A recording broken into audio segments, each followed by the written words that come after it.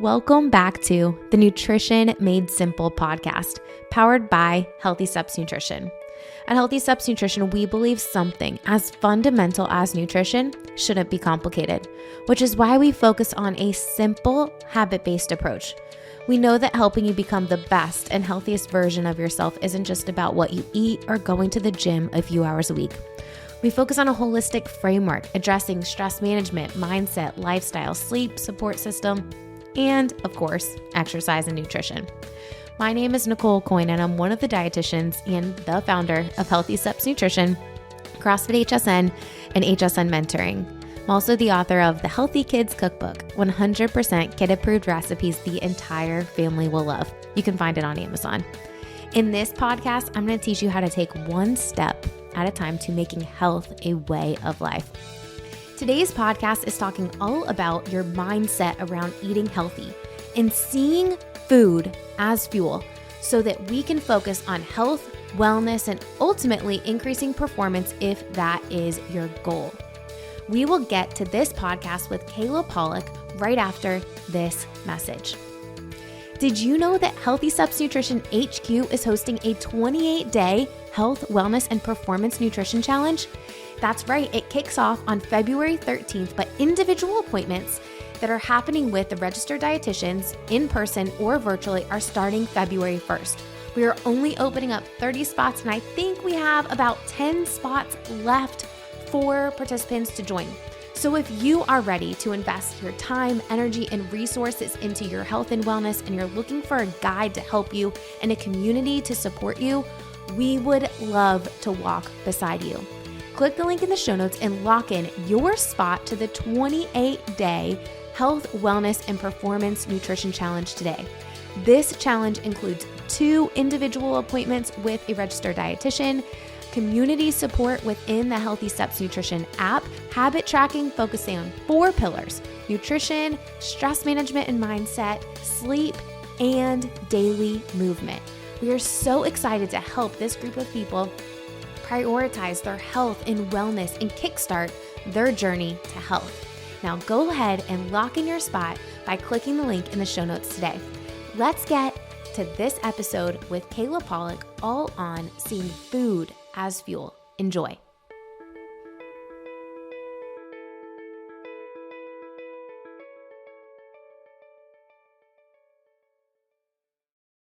Kayla, welcome to the Nutrition Made Simple podcast. Yeah, thanks for having me back. So excited to talk today about all things nutrition and really the mindset around food and it being fuel instead of this restrictive mindset. You know, we're in this season, wrapping up January when we're recording this podcast, last day of January.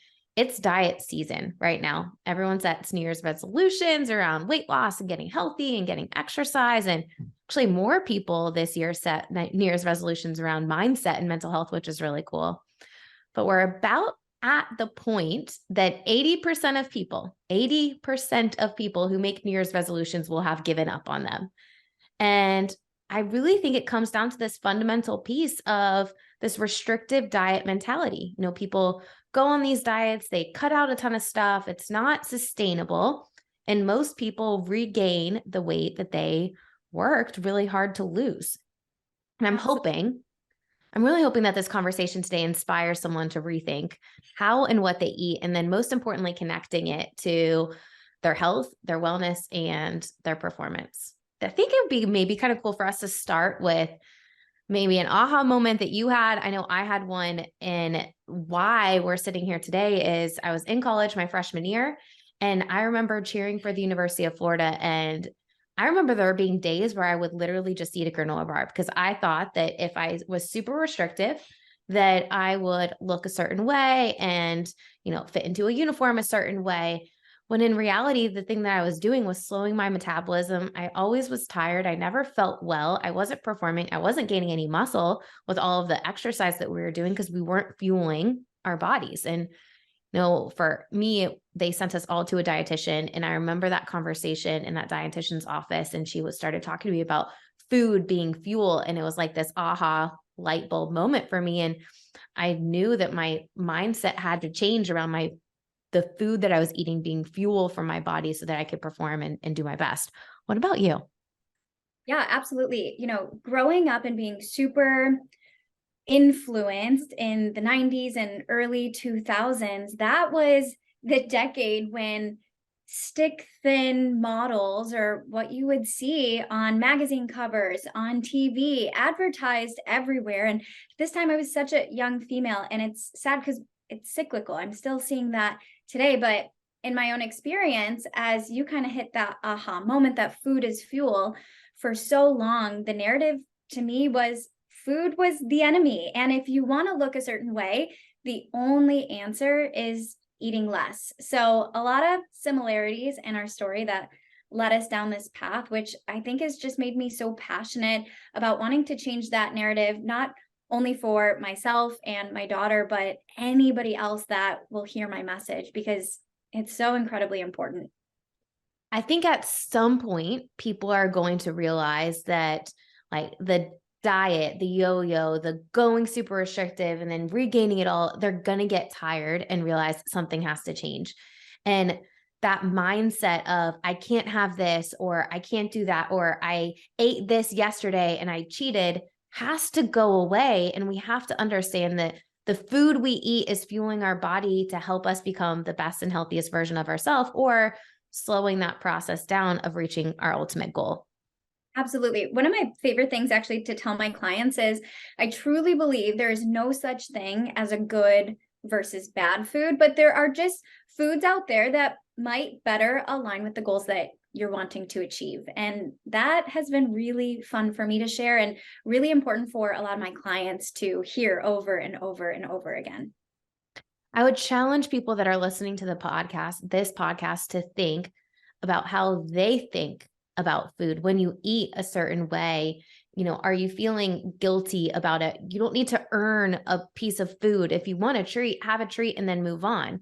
But it's so interesting to see all of the different diets out there. I just had someone come into the gym this week and they said that their past personal trainer gave them a diet that was super low carb one day, alternated by super high carb, back to super low carb the whole week, and then there's one cheat day.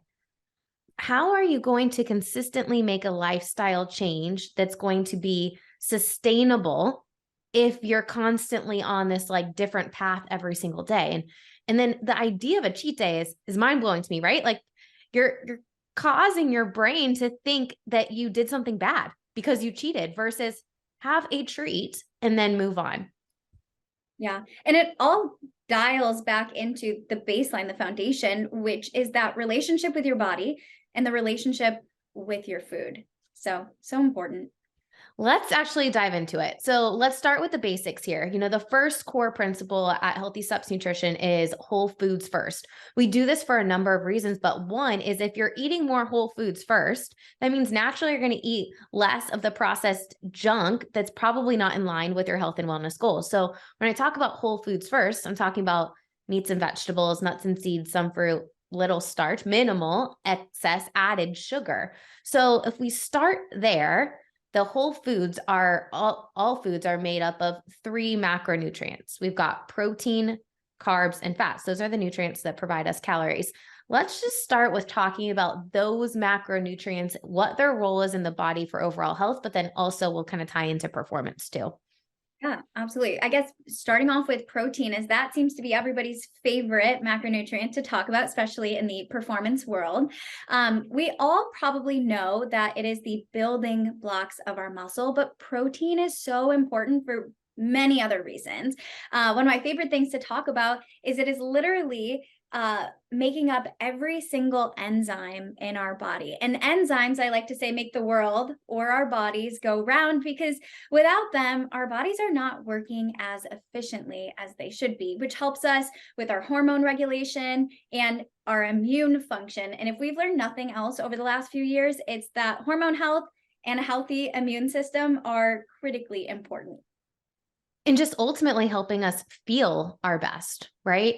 I think for a lot of clients, they're not getting enough protein because we're not consuming it with every meal and snack. And there's such a tie between having protein with all of the meals and snacks that you eat and how you feel, feeling full and satisfied to not want to go back and start grazing on other foods later down the line. So we want to make sure that we're having enough protein throughout the day. An easy starting point is make sure that you're having protein with every meal and snack. We have to have enough protein because you mentioned first, like in regards to performance, those are the building blocks of muscle. So if we're not getting enough protein, we're not going to be able to build the muscle that we're working really hard for in the gym.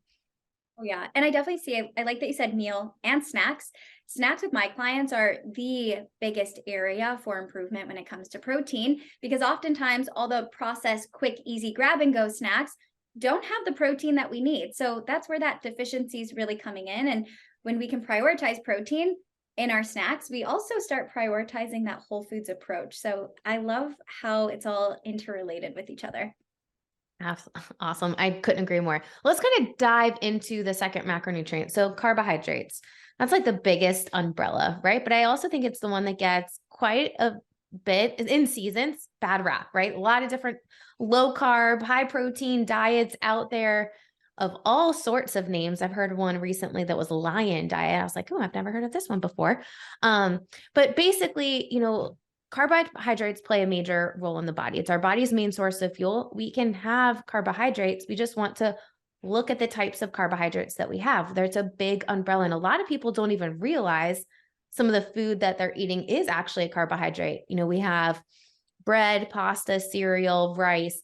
We've got fruit, we've got juice, we've got a lot of the packaged and processed stuff in there because companies understand when you combine sugar and salt and fat together, it's super addicting in our brain. It causes us to crave more and more.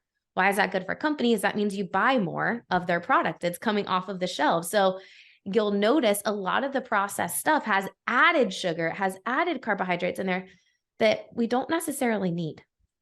Yeah, but we do need the carbohydrate aspect for energy. As you said, it is our main source of fuel. And when I say that, the one I really like to remind people of is our brains only use glucose, which is broken down carbohydrates, for energy. It is a vital nutrient or macronutrient that our body utilizes and utilizes a lot of. And so when we think about that, we do want to get carbohydrates in moderation and balance, of course, and we want to choose those whole food options. So we are limiting the other added things that come in those packages, such as the added sugar, which we know promotes inflammation in the body. When you look, speaking of added sugar, when you look at added sugar, unregulated blood sugar, when you look at the 9 out of the 10 top leading causes of death in the United States, 9 of them are worsened or caused by elevated blood sugar, which comes down to us over consuming processed carbohydrates and sugar. But you're right, we do need some. What a lot of people don't realize is those non-starchy vegetables, they have a little bit of carbohydrates in there, but they also have a ton of fiber, a ton of vitamins and minerals that we want to have. Like, let's load up on that stuff first. And then also the fruit that we have, let's have some fruit, right? Vitamins, minerals, nutrients. And then let's also look at the low glycemic starches to add as well. You might have some potatoes in there, even some of our starchy vegetables. Oh, yeah. And for most of you probably listening at this point, you'll recognize when I say eat the rainbow. And we're not talking about Skittles at this point, but we're talking about eating a variety of different colored fruits and vegetables because, our structure equals the function, and having a variety of different colors and fruits and veggies provides us with the variety of micronutrients that we truly need for optimal health. So it is so important for those whole foods, getting a variety of color and not shying away from eating fruits, even though we know that they do contain carbohydrates or sugar. Having them in moderation is absolutely great to have, paired with protein and our last macronutrient, which is fat. Now, fat plays a vital role in our body as well as absorption of fat-soluble vitamins A, D, and K. There's a lot of research between vitamin D deficiencies, and disease, and even cancer. So we want to make sure that we're getting adequate vitamin Ds. This is something that we would want to get our levels checked every year to see, are we getting enough vitamin D? Our body makes it, but sometimes where you are in Chicago, it's a little bit tough for your skin to get the vitamin D versus me in South South Florida, where we can walk around with tank tops pretty much all year round. Absolutely. And, when we have this fat and we are getting those fat soluble vitamins D, for example, it has a huge role, not in, just digestion, metabolism, those types of things, but also in performance. And for us females, when we really think about it, bone density, really important for that, as well as hormone regulation. So fat is an interesting one because there's a lot of foods, dairy and animal products that contain fat, but then there's also foods that are the primary macronutrient is fat, such as oils, seeds, avocados, another great example, that have something called omega-3 fatty acids. Now, omega-3s are something that helps to fight inflammation. There's a ton of research behind omega-3s in brain health, mental health. For all of you guys that set New Year's resolutions related to mindset and mental health, omega-3s is a really good option that you would want to consume on a regular basis.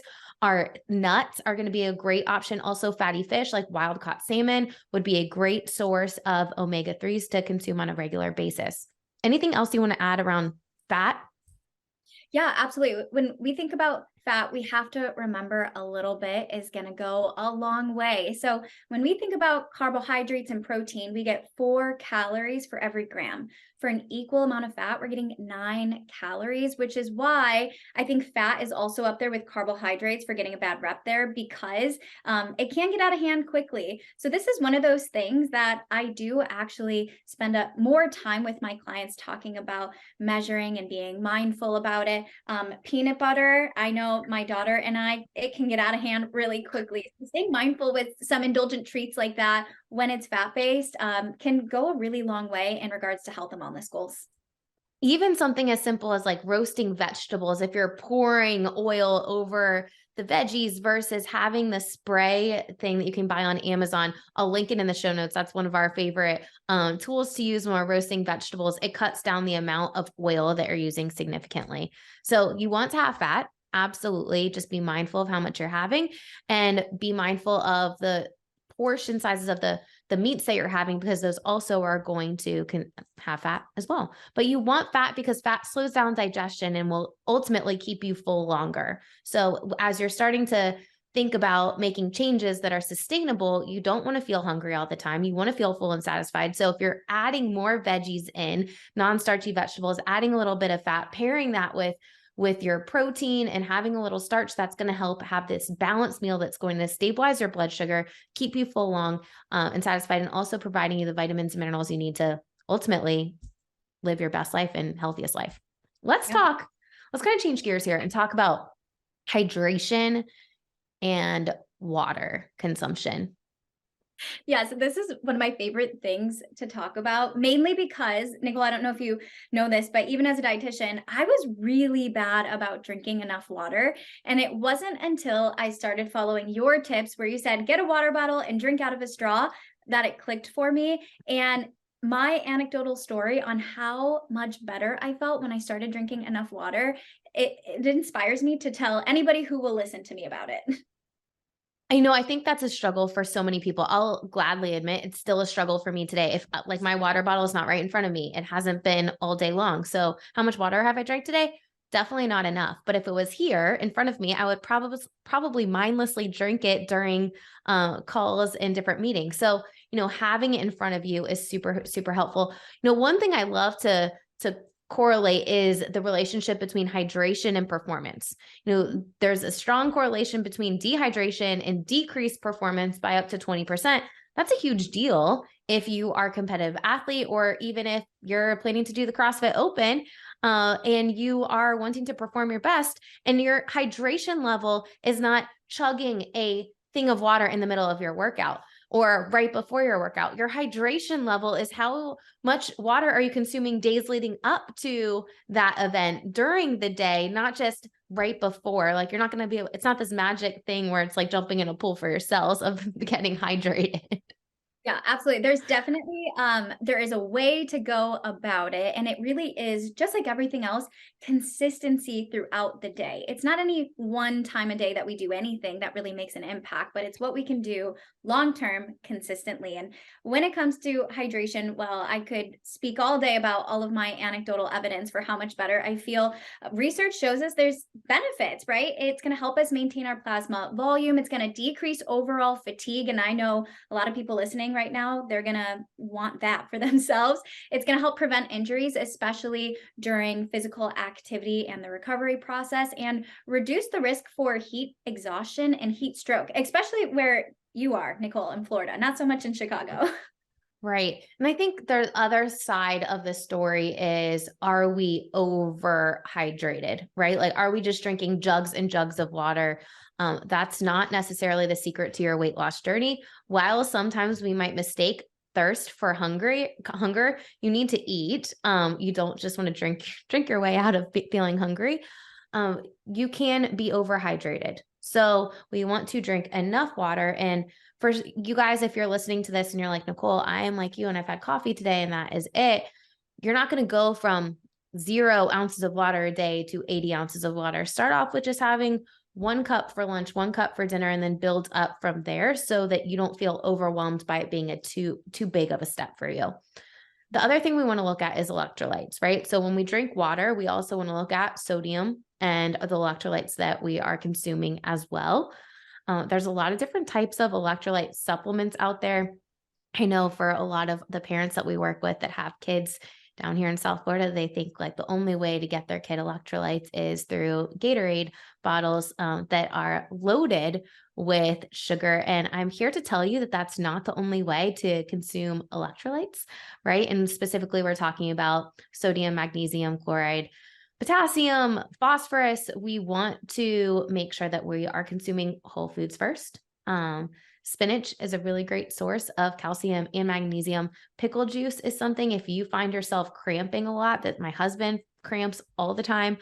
He actually takes sodium pills and he'll drink pickle juice on a regular basis. Our son is the same way. He cramps after sweating a bunch. So if you find yourself cramping, pickle juice could be a really good option to get in the sodium and the chloride that you need. Nuts are a good source of magnesium, potassium, and calcium. So focusing on whole foods first, not just, oh, I need my electrolytes, so I need to drink a bunch of sugary drinks, not necessarily the whole foods way to get those electrolytes in. Absolutely. I'm imagining this pickle juice. Is this just like a quick shot of pickle juice, or how are they going about this? You know, I wouldn't recommend having pickles at our house. Like, take the pickles and then they drink it out of the jar, is typically how it goes around here. So fun fact, in our house, maybe you don't want to have pickle.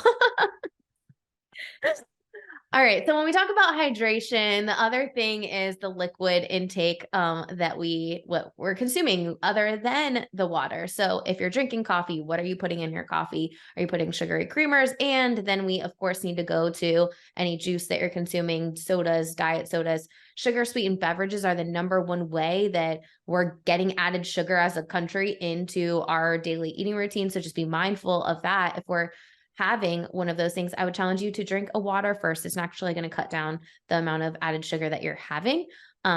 Diet stuff causes you to crave more sugar. So just because you're having diet doesn't necessarily mean like, oh, it doesn't matter. It doesn't have calories in it. It still causes you to crave more sugar and carbohydrates. Of course, I would be missing a piece here if we did not talk about alcohol, though. Alcohol specifically related to health and performance. I think when we look at alcohol and sleep, there's a huge correlation between consumption of alcohol and decreased sleep. I was looking up some research when we just redid some of the training, and it was talking about over 1 drink per night for ladies, 1 drink, and over 2 drinks for men decrease in sleep quality by 38%. 38%, like that's a ton. And if you are thinking like, man, I have a lot to do, my days are booked, like, is it worth it, is my question for you, to have the alcoholic beverages at night, to feel sluggish in the morning, to not get your best sleep, to not show up as your best self the next day? Yeah.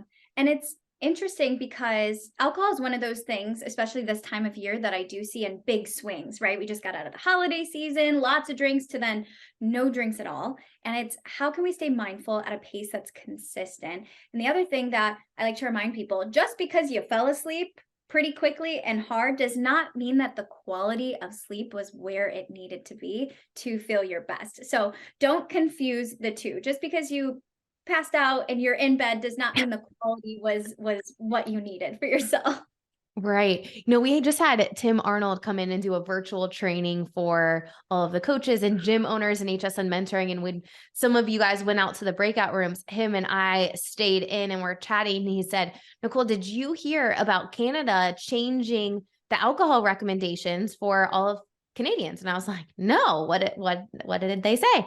And he said that the national Canadian recommendations have now switched from 1 alcoholic beverage for ladies, 2 for men per day, to 2 total per week for men and women.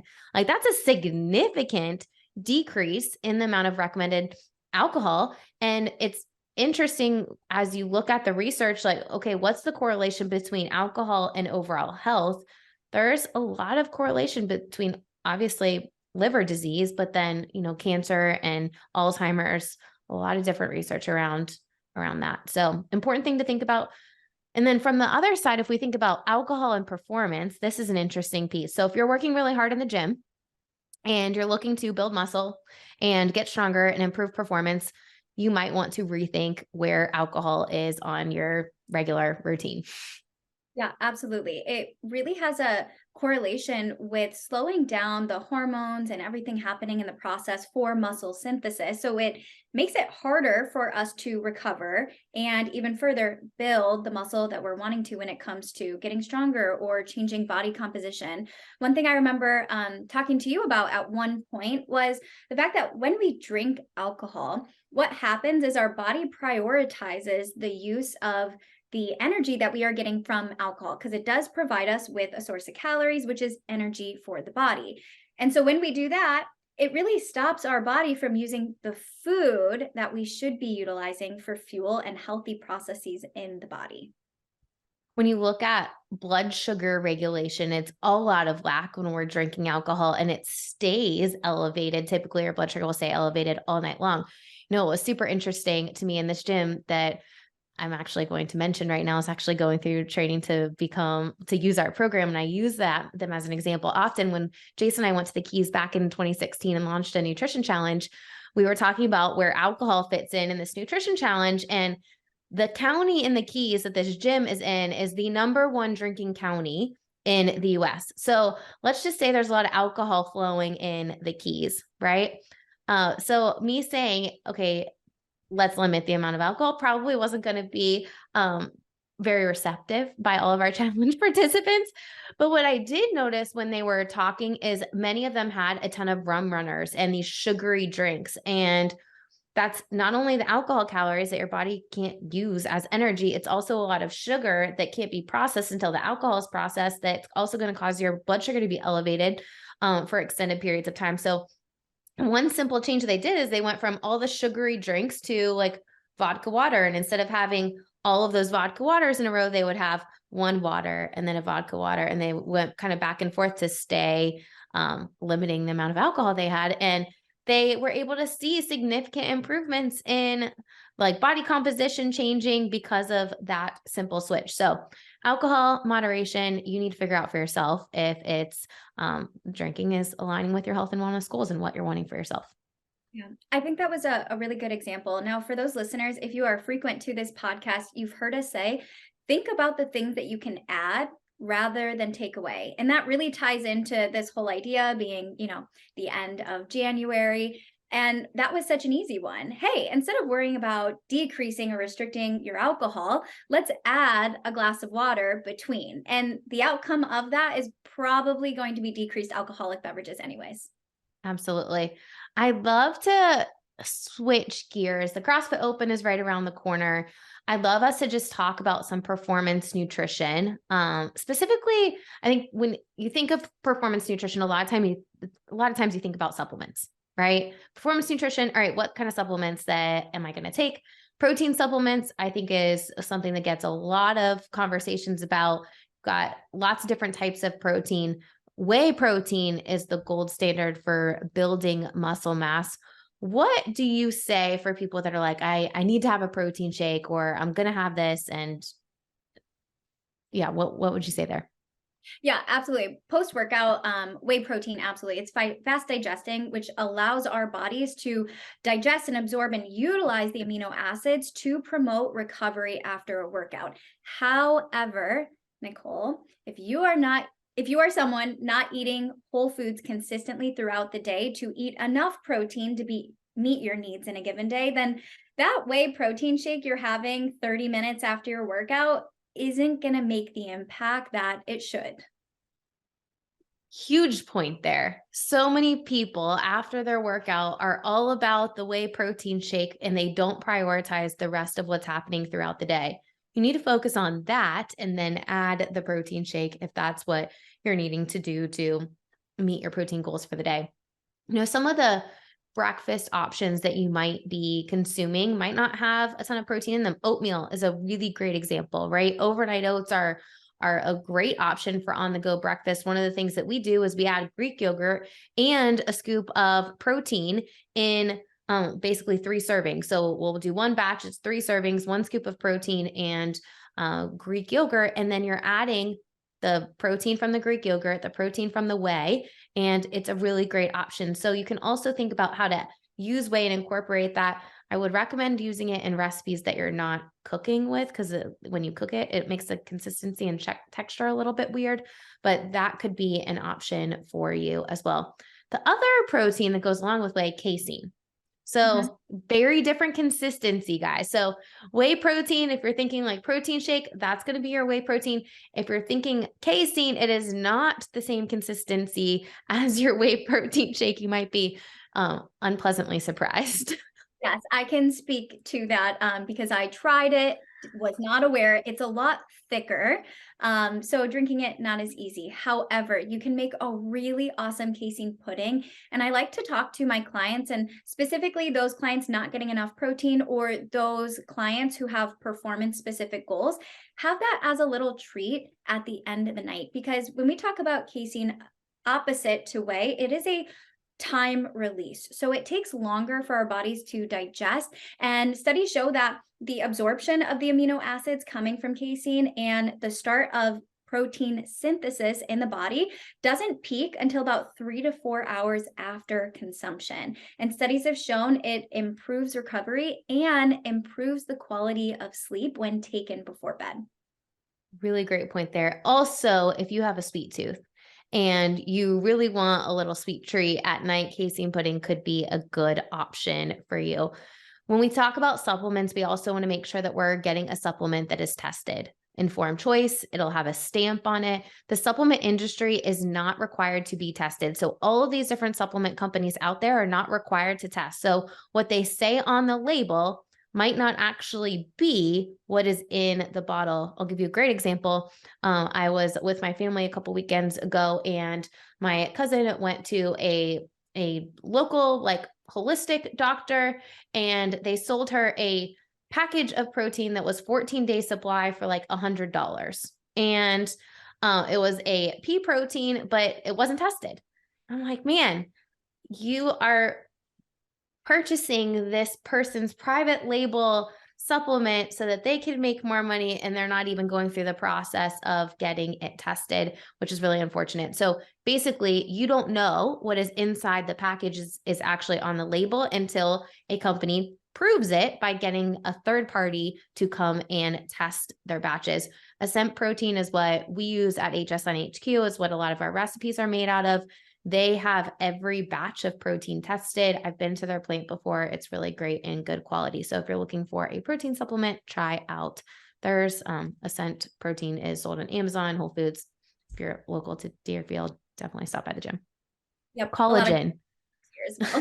Yeah. Oh, collagen, a super popular over the last few years. A lot more people asking about collagen. I love talking about this. It's actually the most abundant protein found in our body, which is interesting because a lot of performance side, we talk about, oh, whey protein, but collagen, super important. Most of us probably know it helps with our hair and shiny, or nice hair, nice skin and nails, but also helps with boosting our muscle mass. It is protein for our body and also can prevent bone loss. Again, very, very important for the female population. The fun fact about collagen is that it doesn't change the consistency or the flavor of the thing that you put it in. So for instance, you can put it in coffee and spoon and mix it up real quick. You cannot taste the difference.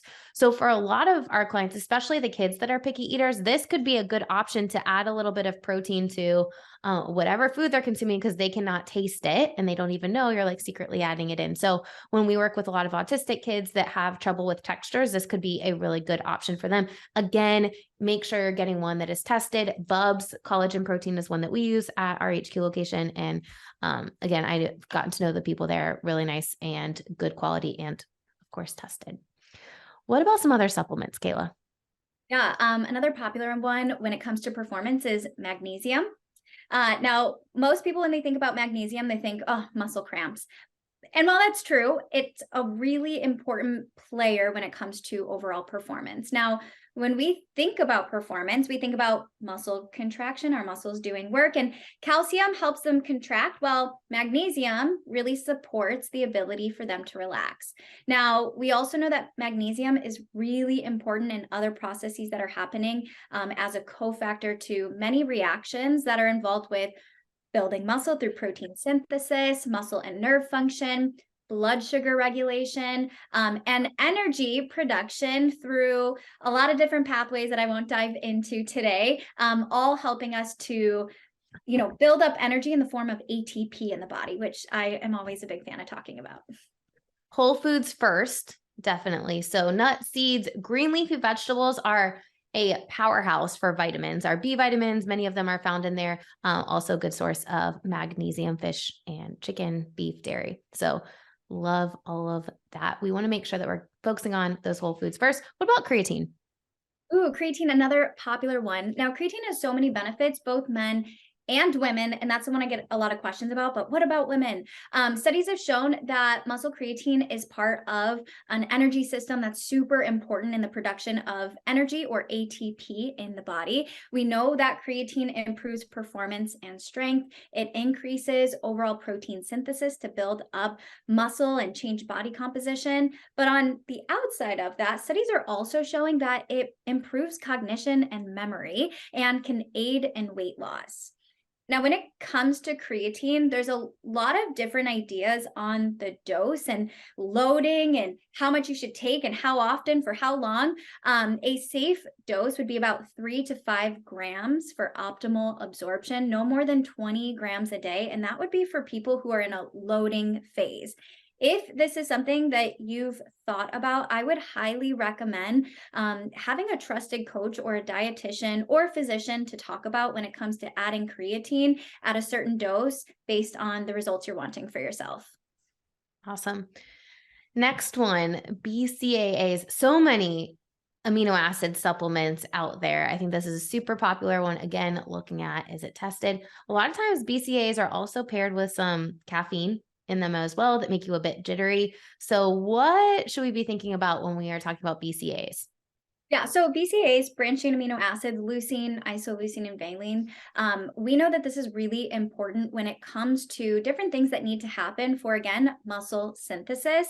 Now, the thing about BCAAs is if you are eating a balanced diet with enough protein, you probably don't need BCAAs. So the people who should take this are those higher level performance athletes or those trying to push the needle in that direction, if they are already eating a balanced diet throughout the day. Remember, it's not one thing that you do at one given time, but what you do consistently. One of the other things I really like to talk about when it comes to branched chain amino acids is it decreases fatigue during workouts through this really fun process that's related to serotonin, which if you're interested, I highly recommend reading about the effects. Awesome. Last supplement that I want to just mention here around caffeine. So lots of different pre-workout supplements that contain caffeine that leave you super jittery.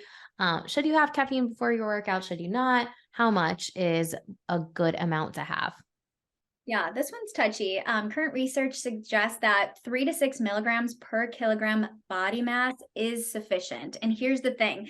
Oftentimes when I see those people in the gym with those color pre-workouts full of the sugar, they're getting way more than that. And what happens is when we overdo the caffeine, it actually has the exact opposite effect. We are not as ready for any of the quick movements that we need. And I love Olympic lifting, and that might throw you off, right? Specific bar patterns. It can elevate your heart rate past a helpful amount, which is going to make it harder for you to stay consistent through a longer workout, as you're going to be breathing a little bit heavier and burning through more of that energy. So caffeine, is it helpful for performance? Absolutely, but it is super easy to overdo. Awesome. About the amount of a cup of coffee is a realistic amount for most people. Yes, and that's way cheaper than a lot of the supplements out there. Right, right. All right. So we talked so much today about all the things. We talked about, number one, your mindset around food being fuel and not being so restrictive and not putting your identity based on being a good or a bad person, eating good or bad food or having a cheat day. Like that's not setting you up for long-term success and truly making a lifestyle change where healthy habits become automatic and you're not feeling like you're missing out essentially. We talked about some supplements. I want to and you already actually mentioned this question, but it gets asked so often that I want to just talk about it one more time. For the athletes in our CrossFit classes or any type of classes that think their post-workout shake is going to be the magic solution to a day of not eating balanced whole foods, I'm sorry, but here is the truth. It is not going to do magic and wonders and counteract the other things that are going on throughout the day. So we want to prioritize whole food first. We want to have a balance of macronutrients. Have that protein shake after your workout, perfectly fine, but do not think that protein shake is going to help you build muscle if you're not consuming protein throughout the day. And one of the things that I love to do whenever I'm in our CrossFit classes and my husband's coaching or I'm coaching and someone is talking about, man, that workout is harder than it should be, is starting to connect the dots with people with how they feel after a workout, how they perform with how they sleep and their energy levels and what they eat. And when you can tie all of those pieces together, it just becomes a no-brainer for you to eat whole foods, eat balance, and focus on the things that are in line with what your health and wellness goals are. When you are doing a workout and you're at the end of that workout and you think, man, that is harder than it should have been. First of all, give yourself some grace. Okay. No worries. Like we all have good days. We all have days that we don't feel as strong. That's perfectly normal. But I think the next question is, what did I eat? Did I feel my body? How did I sleep last night? Am I hydrated? What did I eat yesterday? Did I consume alcohol? Like all of these things are influencing how we feel after the workout. And whenever I have these conversations with people, it always comes down to one of those pieces of the puzzle is missing when we take a little bit of an inside look on the rest of the things that are influencing how their workout is feeling and how they're recovering. Mm-hmm. Mm-hmm. I love those questions. Big picture. If we were to think of the 3 things people need to keep in mind to associate food as fuel in relation to health, wellness, and performance nutrition, what's the first thing that you would say?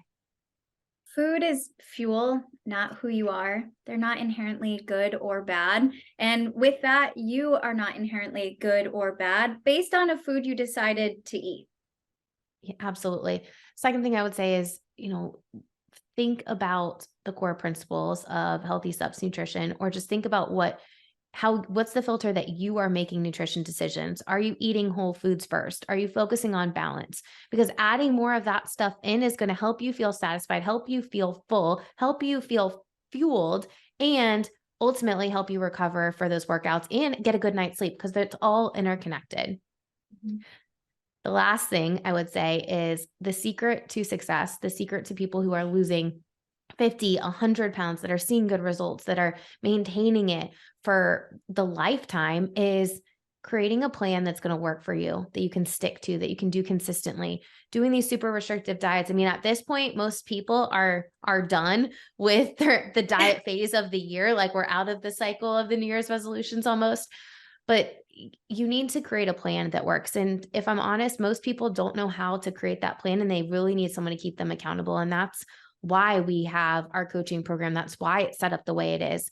We're actually launching a 28-day health, wellness, and performance nutrition challenge where you will have the opportunity to meet with a registered dietitian twice, at the beginning and at the end, have group support, group engagement, focusing on the 4 pillars: nutrition, movement, mindset, and sleep, so that you can create a healthy lifestyle that's going to last. It's not going to be super restrictive. So if you are looking for support, if you are looking to get rid of all the different fad diets that you have done in the past and truly make health a way of life, we'd love to walk beside you. We'd love to help you. This challenge is kicking off on February 13th, although individual appointments are actually starting this week with the dietitian. So February 1st, they are starting to meet with challenge participants. So if you would like to join, we have a few spots left. Click the link in the show notes and you can lock in your spot today. Kayla, you play such a vital role in the company with coach development. You lead the other side of the company where we're training nutrition coaches. You love all the science stuff. We're actually doing a performance nutrition webinar that you're leading shortly for all of our nutrition coaches to equip them with more knowledge and education so that they can support their nutrition clients. Any kind of final thoughts as we wrap up today? Yeah, I love what you said about long-term success. There's no such thing as a magic pill, but if there was, it would be consistency. I love it. Thank you for all that you do. Thank you for coming on the podcast, and we'll see you back here soon. See you soon. I hope you enjoyed that episode with Kayla. Once you start switching your mindset to seeing food as fuel so that you can make decisions that are in line with your health and wellness goals, you'll start feeling empowered and happy that you're making decisions not restricted by the foods that you're eating. You don't need a restrictive diet. You need a healthy lifestyle to become the best and healthiest version of yourself. Now, if you're ready to lock in your spot to take the next step and have a guide and a community support you, we would love for you to join us for the 28-day Health, Wellness, and Performance Challenge at Healthy Steps Nutrition HQ.